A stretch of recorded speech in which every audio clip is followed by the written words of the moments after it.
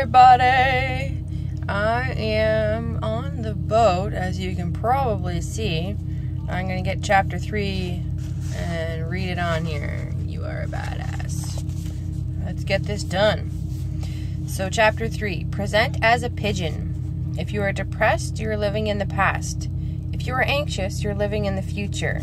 If you are at peace, you're living in the present. It's by somebody. I can't say their name.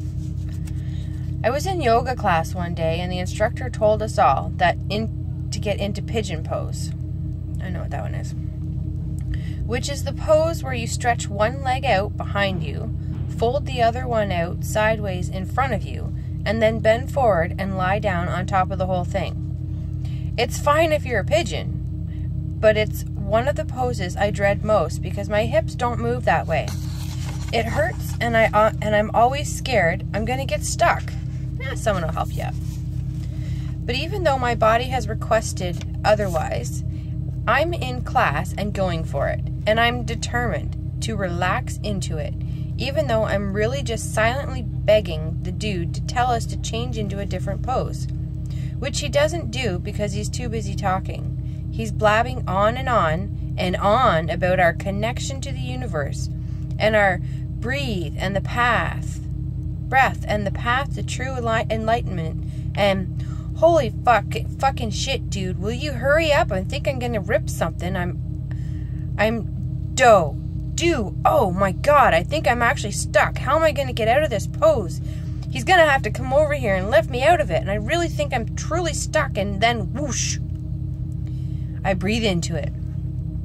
I shut off the relentless yammering in my brain, get quiet, and surrender. I feel my body shift and get deeper into the pose. That's when it's ever gone before. The pain is gone. The panic is gone. I'm one with the universe. But then I realize that I really do think I'm stuck.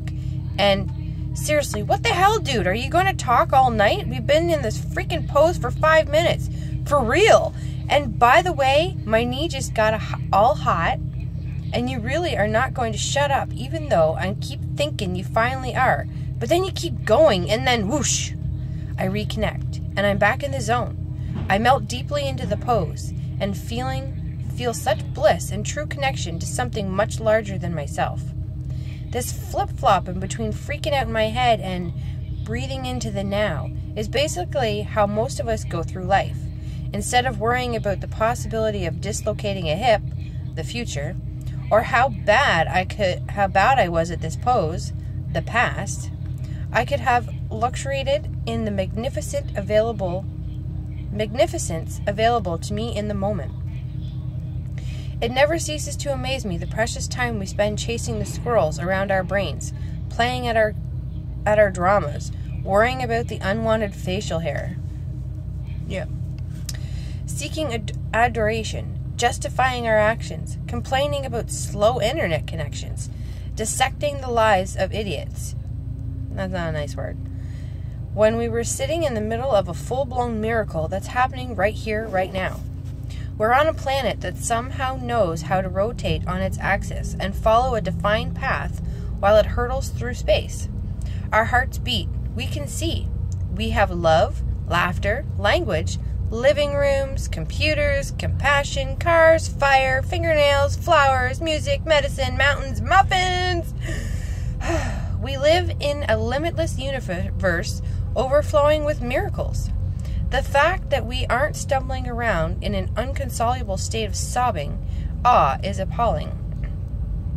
The universe must be like, what more do I have to wake up these bitches up? Make water their most precious resource? Rain down from the sky? The universe loves us so much and wants us to partake in the miraculous so badly that sometimes she delivers little wake-up calls. Like in the movies when someone narrowly escapes death and is so overjoyed and grateful that they take onto the streets, skipping and laughing and madly hugging everyone in sight. Suddenly, all their problems fall away, and the miracle of being alive, today, in this moment, takes over the screen. I know someone who got stuck through a dam and almost died, who now speaks about it as one of his most profound and life-changing experiences.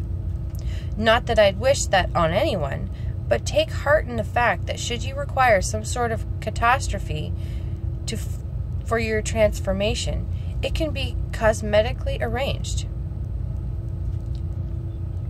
The universe has also surrounded us with the perfect teachers, animals for example. Animals are in the present, all of the time, and their secret power is to pull us in with them. My friend's dog is so happy to see her every single time she walks in the door, like my dog Motley Man. It's like she's about to free him from 40 years of imprisonment, even though she's only been gone for an hour. You're here, I'm here, I love you. I'm gonna pee all over the floor about it. I love that. Little kids are also excellent guides. Kids get so wrapped up in their joy of drawing or pretending, or discovering that they'd rarely eat or bath or sleep if we didn't make them. They are constantly creating in a state of free-flowing, concentrated bliss, but haven't yet learned to worry about what other people think of them, or that perhaps they're not as talented at finger painting as Lucy next door is. They are in the moment. There is fun in the moment. End of story. We would be wise to take more of the cues from the beast of babies. All the stuffs we're so worried about creating and fixated on becoming is already right here, right now. The money you want already exists. The person you want to meet is already alive. The experience you want to have is available now. The idea for the brilliant song you want to write is here, now, waiting for you to download the information. Wow, I'm just looking outside there, and it's pretty foggy there today. The knowledge and insight and joy and connection and love are all wagging their hands in your face, trying to get your attention. The life you want's right here, right now. What the hell am I talking about? If it's all here, where is it? Think of it like electricity. Before the invention of the light bulb, most people weren't aware of electricity's existence. It was still here, exactly the same way it is right now, but we hadn't yet woken up to it. It took the invention of the light bulb to bring it to our attention. We had to understand how to manifest it to our reality.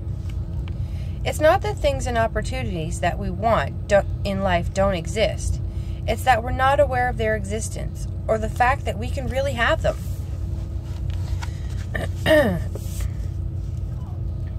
The more practiced you become at being present and connected to your source energy, the more available you are to download ideas and seize opportunities that you might miss out on if you aren't all wrapped up in the endless chatter in your head. There's a great Hindu story about a lady who wanted to meet the god Krishna.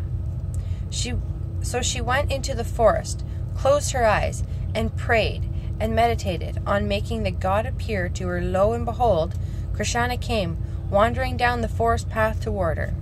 But when Krishna tapped on the lady on the shoulder, she, without opening her eyes, told him to get lost because she was busy meditating on a very important goal. When we get so wrapped up in our heads, we miss out on what's available to us right in the moment, right now. Stop and notice how you feel right now. Feel the breath moving in and out of your body. Feel the air on your skin. Feel your heart beating, your eyes seeing, your ears hearing. Not everybody has that. Notice the energy inside and outside of your buzzing. Shut off your thoughts and feel your connection to the source. Breathe. Even if you've got bone-chilling credit card debts, or you haven't spoken to your mother in 6 years, right now, in this moment, you can find peace and joy in that which simply is. As adults with responsibilities like bodies to take care for or mortgages to pay, there's some value in taking a side trip away from the present moment every once in a while. Sometimes we need to think about and plan for the future, as well as study the past in order to learn from it and laugh about it, or to bury it out back and let it go forever. And if we just stopped by for the occasional visits to the future and past, that would be one thing. But the amount of time we spend chewing on junk food, thoughts about what ifs and how comes, Lord help us. The more time you spend in the moment, the richer your life will be. Being present gets you out of your head and connects you to the source energy, which raises your frequency, which attracts things of like frequency to you.